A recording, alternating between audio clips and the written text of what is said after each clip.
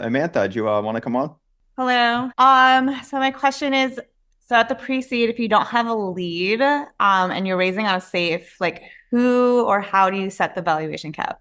That's a great question. Set it at what you want. No, somewhat. The kind of the way I think about it is like really more of a dilution perspective. You say like, as a founder, how much of the company do I really want to give up, right?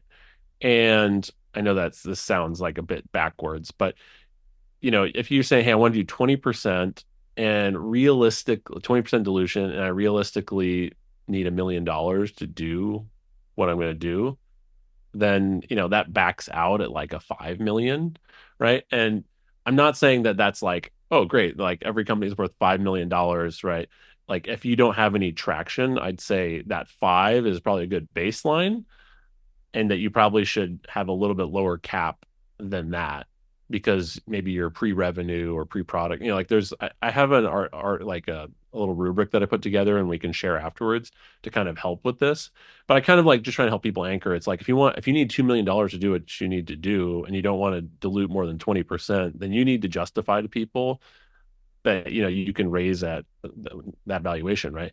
And so I don't know, I'm just using like that's the way I would think about it from like a framework, because it's very hard to like the cap, like as an investor I think of it as the valuation, right? In the sense of like I'm like my mark is like that's the valuation it's going to come at, because ideally if I invest in you and you grow, you're going to raise at a higher valuation and I'm going to come in at that. The downside scenario is and not positive, but maybe you come in at 5 and I have a discount and I get a little bit better. But like that's fundamentally the valuation where I'm saying I'm willing to bet on you to get to at least that and hopefully above it. And so just tempering that to see where people are, and like also realizing that it's a negotiation at the end of the day. Like if you have someone that's interested, they're probably going to tell you, I think your valuation is too high, but I'm interested. Like if someone's not like, I think if you came in at like a 15 and you have no product, people will be like, okay, I'm out. Like I don't like, you're being unreasonable, like, or I'm assuming you're unreasonable, and like I just won't even have a conversation.